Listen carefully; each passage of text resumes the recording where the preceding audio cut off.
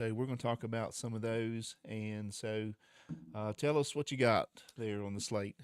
There'll be a lot more than this discussed at the Oh, yeah. convention, obviously, but I've really picked the top three or four here that are going to be the most controversial this year, and we'll tell you about them and give a little bit of where we stand on it or what we think about it, and move on from there. But the first thing I want to do is give an update on the lawsuits against the convention. As you know, there was a major lawsuit with a former convention president, Dr. Johnny Hunt, when the guide post. I Yeah. started to say guidestone. No. Guide post. The investigation came out and revealed his indiscretions.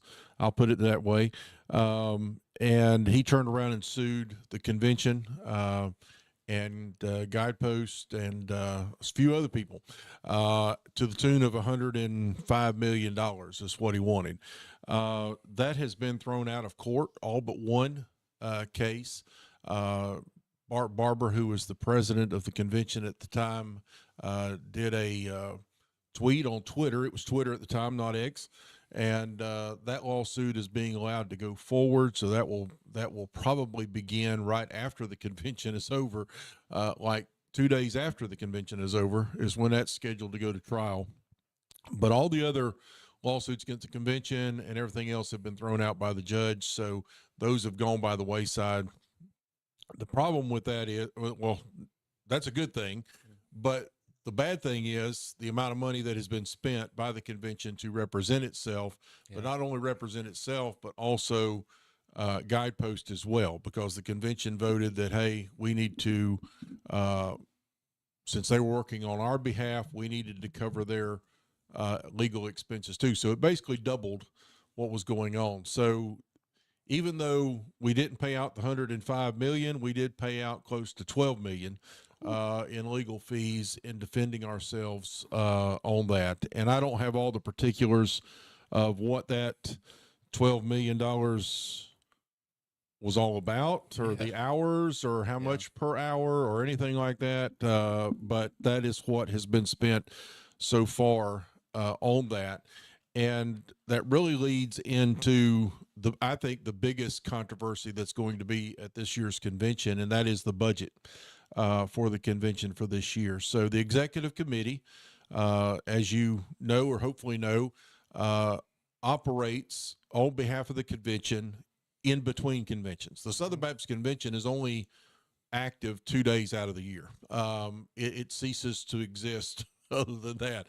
So we've got an executive committee that meets and makes decisions on behalf of the convention when it's not in session. So the other 363 days, the executive committee makes those decisions. So they're responsible for putting together the budget for the entire convention, and then that comes back to the messengers for a vote. So the budget proposal for this year is not the controversy. The controversy is allocating $3 million from CP giving, from the cooperative program giving, towards the budget to handle still pending legal fees.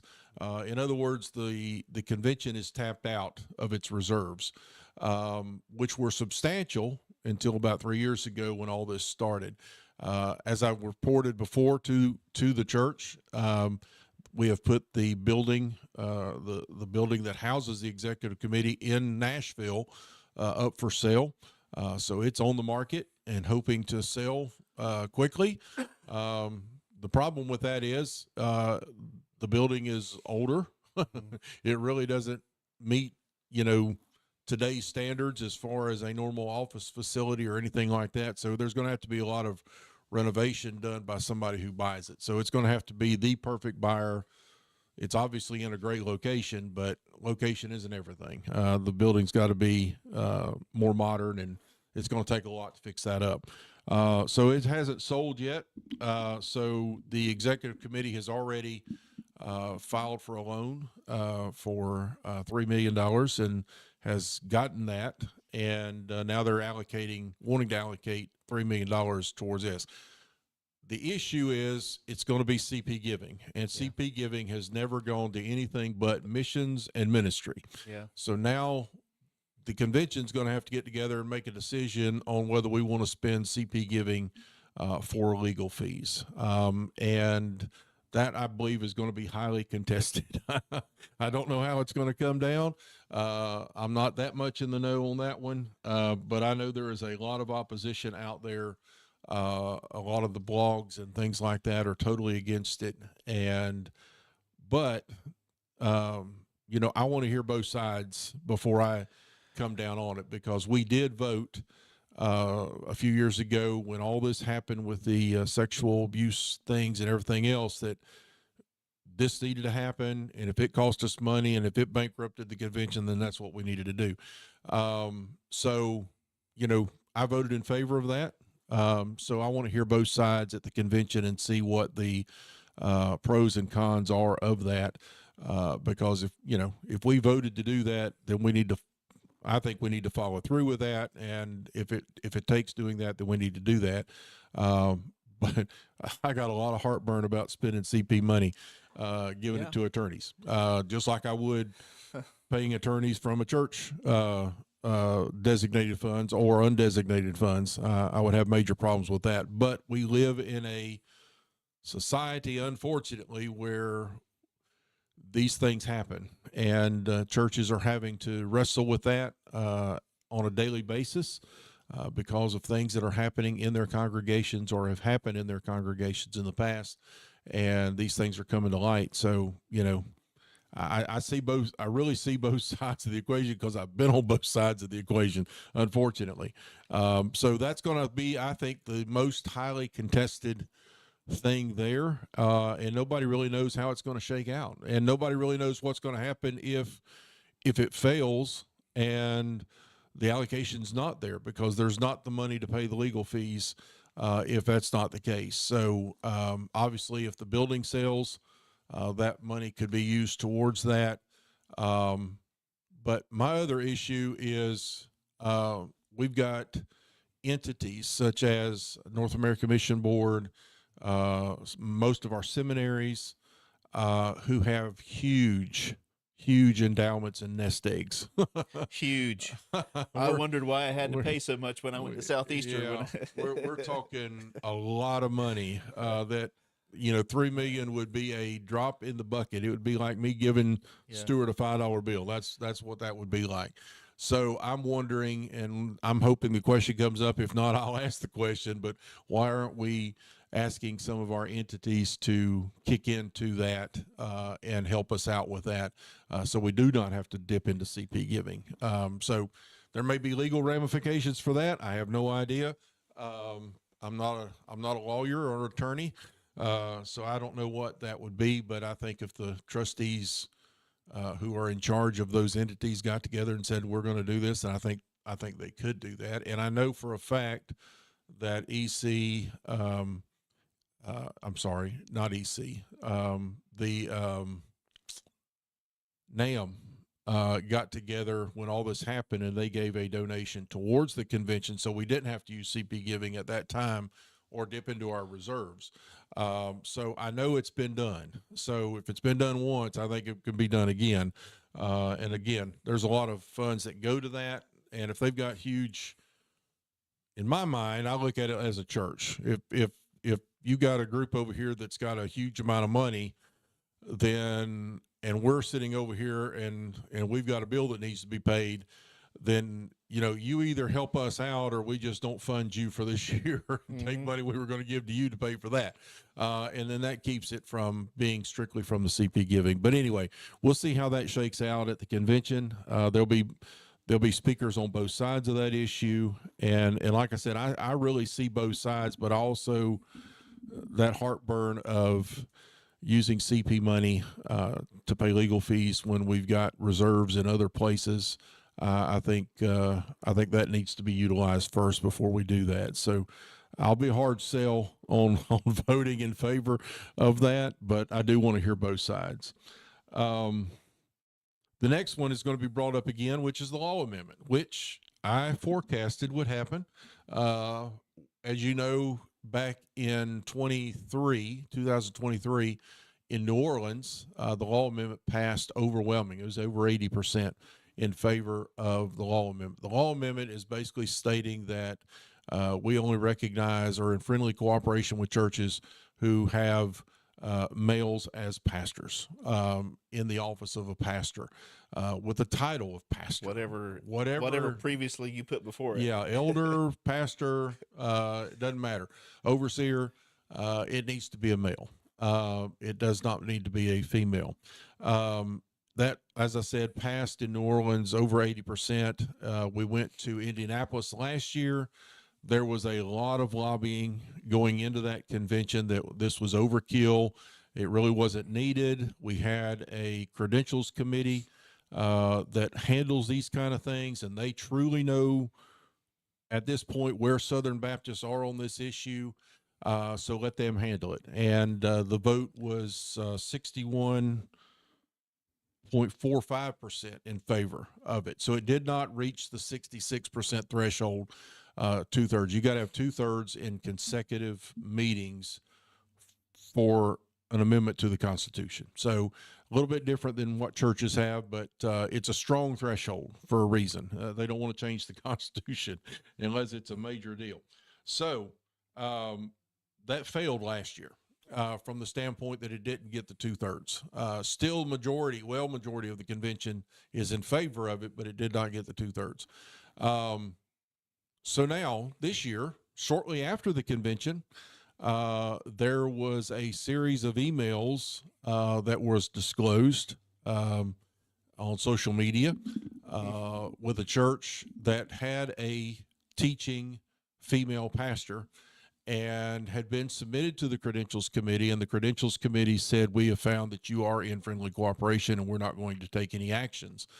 This was like 2 months after the convention where we said the Credentials Committee could handle this and understand where Southern Baptists were. So as you can imagine, there was an outpouring of resentment and hostility and everything else through social media and to the members of that committee as to how they could come up with that fresh on the heels of a convention that just said overwhelmingly the office of pastor needed to be a male.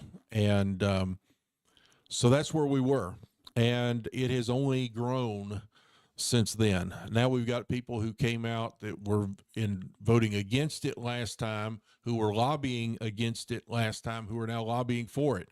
So I have no doubt it's going to get the 2/3 this time to pass. The question is, will it survive a year of lobbying next year in Orlando? Because it's got there's a procedural vote that's going to take place first, because in our bylaws of the convention, any motion to amend the Constitution has to go to the executive committee, and the executive committee has to report that out.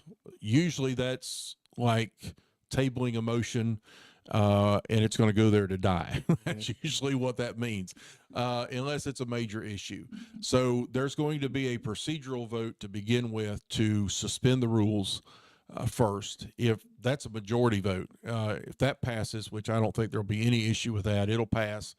Then the amendment will be brought back up officially. Then there will be a vote on the amendment. If it gets 2/3, then it will go to next year's convention in Orlando. So it has to get over that first hurdle of suspending the rules. Then it has to get to a vote. And then if the 2/3 vote here, then in Orlando, it'll be brought up again, voted on. If it gets 2/3 there, then obviously it changes the Constitution and it's added. So a lot greater chance of that happening with everything that's taken place, because obviously that committee needs some further guidance. They didn't quite get what everybody thought they got. So that's the way that's going to work. I fully expect that to pass this year. But you never know in a year's time in the Southern Baptist Convention what's going to happen. So like I said, it passed by over 80% in New Orleans, and then after a year of lobbying, it went down to 61.45%. So you explain that to me. I don't get it either, but that's what's going to happen at the convention with that. Like I said, I think it'll pass. I think it needs to pass. I'll definitely be supporting it. That's who we are as Southern Baptists. We're not egalitarian. We're complementarian, and we need to stick to that understanding of Scripture. And we're that way because that's what Scripture says. We're people of the book, so let's stay to the book.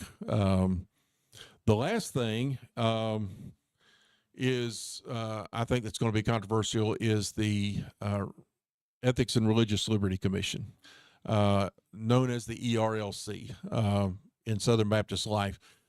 The ERLC has been around for a pretty good while.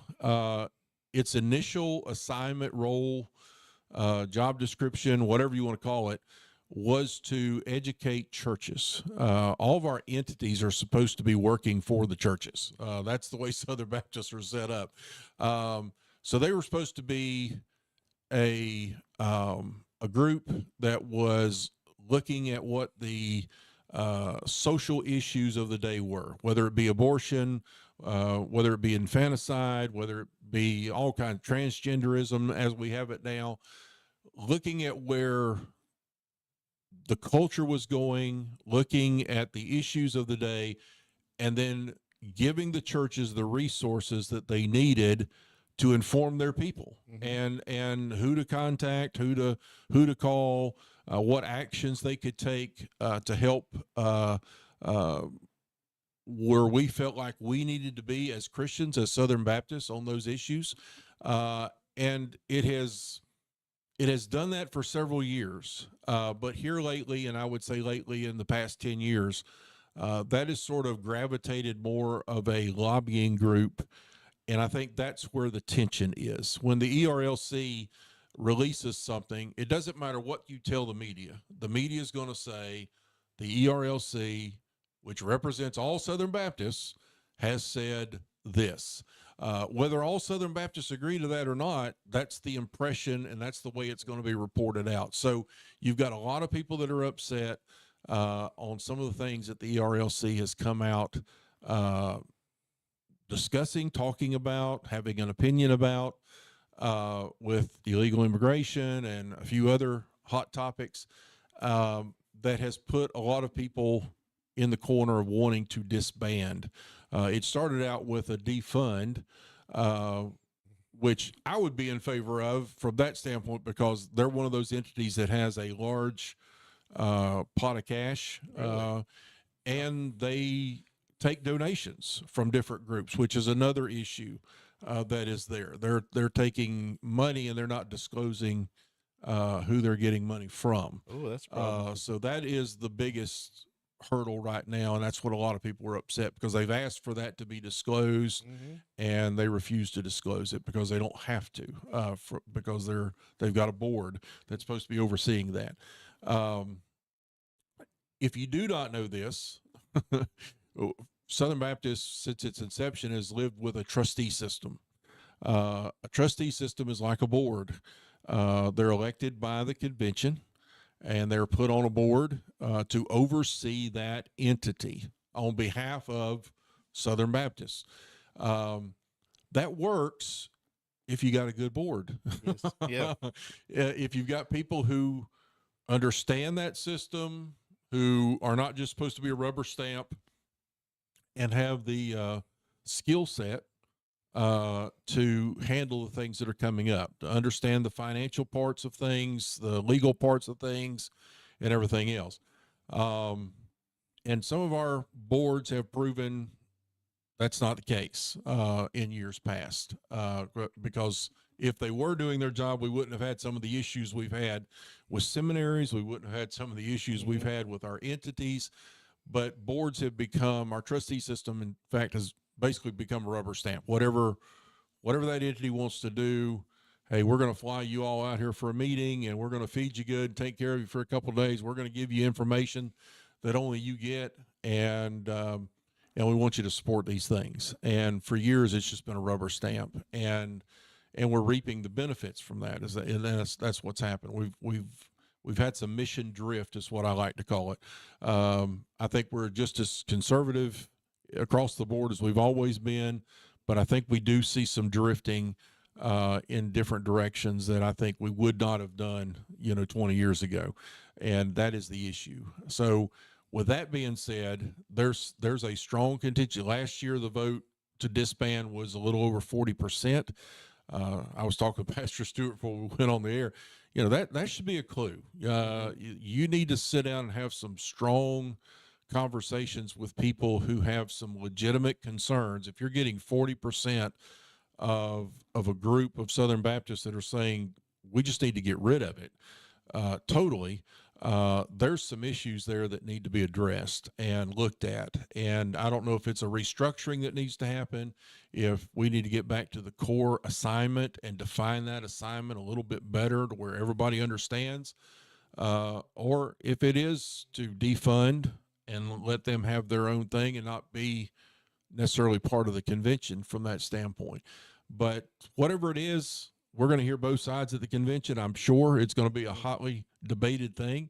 And we'll make a decision from there, or I'll make a decision from there, what I feel like we need to do, in which side we need to come down on that. But I'm very displeased with the drift we've done with the ERLC, and that we've become a lobbyist group more so than working for the churches. All of our entities are there for the churches. The church is the number one thing, not the entities. And I think some of them have gotten past that. I look at it, the convention is a corporation. We know that. Our church is a corporation, and if you want to look at it like that, and which means I believe that every messenger that is sent to the convention that represents each church, they're the shareholders. So they should be making those decisions for those entities and things like that. And to do that, you got to have the information. And there's a lot of information that doesn't have to be given to the messengers from these entities, because they've got trustees, and they're saying, well, we're telling the trustees, and the trustees have that information and they're making the decisions. Well, if you got, that big of a contingency of the convention that's saying, hey, we're not happy with what the trustees are doing, then you gotta listen to the people, and you gotta start addressing some of those issues. And I think there's just been a reluctancy to get into that because they're afraid of where it might go. And which, when you refuse to let people know certain things, our human nature kicks in and says, well, what are you trying to hide? And that is the sentiment right now within the convention. Everybody is saying, well, what are they trying to hide? Because they won't do the 990 form, which most nonprofits do. But I got to give kudos to one group, the WMU. The Women's Missionary Union has been around since Southern Baptist began, and they heard the debates at the convention last year. They saw the lack of trust among the messengers towards the different entities and things like that. They stepped up and they said, you know what? We think this is right. And they have released this year a 990 form. Good for them. Giving every bit of information that they do. By the way, the WMU gets zero money from the cooperative program. I just found that out this week. I was blown away. They don't get any resources, money, or anything from the cooperative program. I don't know how that happens. I don't know when that happened. I should. I'm embarrassed to say I don't. But I just found out last week that they don't get any funding from the convention at all. All theirs is donations from private citizens and WMU groups around the country. That needs to be addressed in my book. And especially when they're as transparent as they can be. They're filing that 990 form. It's an IRS form for nonprofit groups. And we have brought that up at the convention for the last 3 years, and it's been defeated every year because they don't want to disclose those things. But listen, we ought to be as transparent as we can possibly, especially in this culture and with the cynicism that's out there and the lack of trust that is out there. If you say no, the natural reaction is going to be, what are you hiding? And that just leads to all kinds of problems. So I I say put it all out there on the table, let everybody look at it, and if there's a problem, address it, deal with it, move on, and go forward. I think that's the best way to handle things.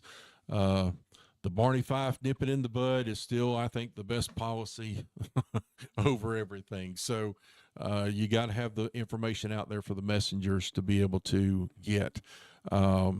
This year is a little bit better from the standpoint we've got more information ahead of time.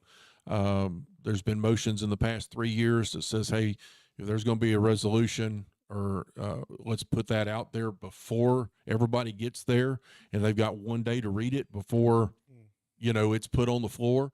The list of candidates that the nominating committee is putting out there has been revealed ahead of time, which has always been like the day of. So you have the messengers have no idea who those names are. They're all over the country. You're Googling. They're trying to Google and find out who this person is. And if they're just a lay person in a church, you're not going to find it. It's just not, you're not going to have enough information. So you're trusting these committees to do that, which is a great thing as long as the committees have some trust. And right now there's not much trust in the trustees. There's not much trust in the committees at this point in the Southern Baptist Convention, which is a sad state of affairs, but I think it can be regained very easily by just being transparent. And to say we're being transparent and not releasing certain things is not cutting it with people, and they need to understand that. So, every family has its issues, and we're no different. We've got our issues, but I think our issues are more from that standpoint, thankfully, than they are theologically. I think we are a conservative group overall. I think we've got a few people that are trying to go a different direction, but they're certainly not the majority. And I think we've learned something from the last time with the law amendment that, we do have an issue there, and we need to codify that. And I think that will be done. So anything you want to add, or any questions or anything? No, I was just going to say, it sounds like to me, what probably started out well, but these different groups, entities, they grew, really big. And so now they are an entity unto themselves. Yeah. And I think, like you say, refocusing back to what was the original intent, the transparency, especially in the funding. I mean, we're not dummies. We know that where the money goes, that's where the decisions go. And so, just have all that back, and again, just refocus it back to, this is a tool, supposed to be a tool for the church, a resource for the churches. They should be really, just flooding us with information, good information. And then, like you say, what do we do with that information? Who do we talk to, et cetera, et cetera. And so it is concerning to me. Like you said, using cooperative program money for legal fees, that's concerning for me, especially when, like you said, there are coffers elsewhere that can be done, because once you open up that gate, it's open.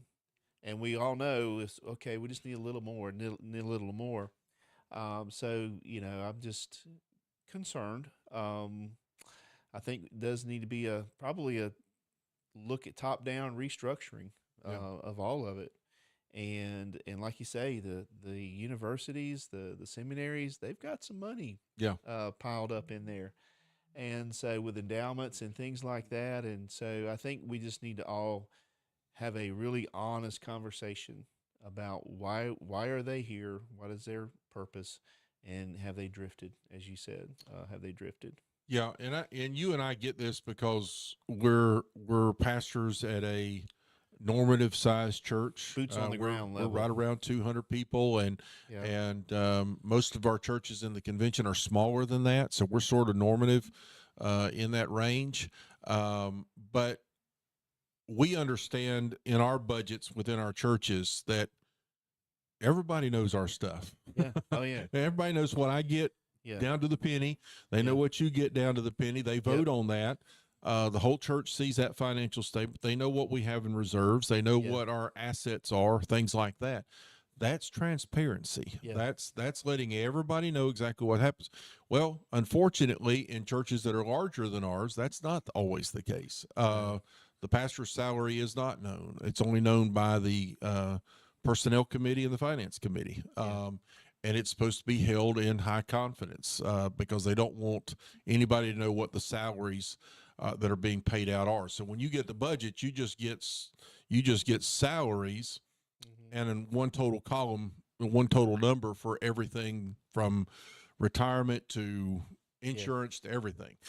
So it's not broken down, and that's becoming the norm today. So the convention has been doing that for quite some time. They've been doing the standpoint of that, not disclosing those things. So nobody other than the trustees is aware of what an entity head is making as far as compensation. And several years ago we had an issue with Southwestern in Texas. And Paige Patterson was the president of the college at that time. Folks, I'm telling you, it was horrible what the trustees allowed. Not only did he have a mansion built for him on money from the college, but he had servants. He had chefs. He had maids. He had Nobody's book. Is that okay? His wife had a car that was paid by the college, and everything else, and all that came out, and that should have been the bell ringer for me. I mean, that was for me. It should have been for everybody. If that's being allowed with a president of a theological seminary, then where you got starving seminary kids, where you got kids that are they're only there because they're getting help. And the fees are crazy, expensive. That should have been all you needed to realize that, hey, we need to look at all of this. And the only way you look at all of it is you put it all out on the table. And there needs to be transparent. But what happens a lot of times is people say, well, okay, we're afraid of more of this getting out, so we circle the wagons, which leads to where we are today of the mistrust, and people are asking, those kind of questions. So, we need to really be praying about the future, what that looks like, what's going to happen, how we're going to be doing these kind of things. I know that they're making a proposal on to change the financial plan for the convention. I don't know that that's a good idea. I want to see what the parameters of that are, but we're not living up to the financial plan that we got now because the entities won't report what's in the financial plan. And to me, that needs to be enforced first. And then if you want to see about tweaking the financial plan for the convention, then you can do that. But we're not requiring the entities right now to live up to the financial plan that's already in place, which to me is not the way it's supposed to be. We tell the entities what they need to do. If they're not doing it, then, we can take actions against them. And that hasn't happened. And that's not happened for the last 4 or 5 years. So I think we need some transparency. I think we need some tough love to some of those entities to make them comply with what they're supposed to be complying with, and go from there before we start changing things around that aren't going to help in any way. So anyway, that's all that I've got. And when I get back, I'll be happy to put things out there of what happened and a little bit behind the scenes, like I did last year, of what took place and why it took place, and those kind of things, as well as I know anyway.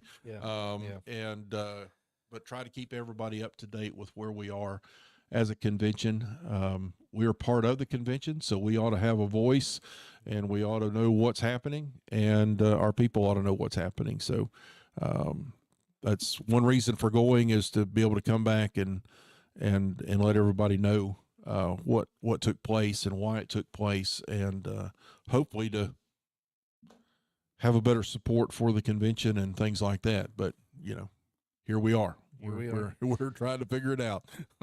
Sounds like to me a stewardship issue all over the board. Yes. And at the end of the day, the question needs to be answered: was God honored in, all this? And some of the stuff you would have to say probably not. No. And so hopefully that can be recovered. Just that responsibility of being a steward of what God has given. Because I'm thinking, like you say, local church, the people in the pew giving money, and now they're hearing this, and it's got to be disheartening. So Yes. we need to recover that idea of stewardship, responsibility, accountability, transparency, as you say. Mhm. This is where it's going. As Southern Baptists, we're supposed to be congregational. Yeah. So if the church is supposed to be congregational, I think the convention's supposed to Convention be should be. congregational. Yep. And so that means the messengers that each church sends to the convention has the say so, and it needs to come back to them Yep. when it can be. You got to have somebody doing business. We Right. live in a 24/7 society, so there has to be somebody to take care of things when the convention's not meeting. But if it can get to the messengers need to be the ones deciding that. It doesn't need to Yeah. be held up in other places. We need to hear what the messengers have to say, Yeah. and the majority, just like in a church, the majority rules, and there's some things that it has to be 2/3, or some things it's just majority. But let that process play out and let the messengers have their say, because we are a convention of churches, and we are a convention of churches that send messengers to make those decisions. So we need to let them make those decisions. So I'm reminded of the saying, don't throw the baby out with the bathwater. The bathwater is what's dirty. Keep the baby. So that's what needs to happen. Figure out what needs to go and then what needs to stay. All right. Well, thank y'all for joining us again. Pray for that. Pastor Eddie, Miss Diane from our church leave Sunday evening. And then it kicks off Monday, Tuesday, Wednesday. Tuesday, Wednesday. The pastors' conference is Sunday night and Monday. Okay. And Yep. then the convention is Tuesday and Wednesday. Yep. And so pray for them. Just pray really for God to move there, and that things would change in the right direction. And all of it's live stream. Somebody wants to watch it, you can go in there and watch it. Yeah. You'll find out it's not a vacation if you sit there and watch it long enough. It's long hours. It's sitting there listening to report after report, questions, debates, back and forth. It's nonstop for those 2 days, and Yeah. so it's very taxing. People don't believe that unless they go, but it's very taxing to do that. And travel's fun sometimes, but then you got to sit for 2 days. And sitting for 2 days is from 8 until 8. So you're there 12 hours, and you got an hour and a half for lunch. The rest of the time you're sitting there, taking in or looking at what's happening, reading what's happening at the last minute, trying to figure out what you need to do and the decision you need to make. So there's a lot of moving parts within those 2 days of the convention, and then you got a day of the pastors' conference as well. So anyway, that's where it is. All right. Well, thank y'all for joining us, and we'll see you next.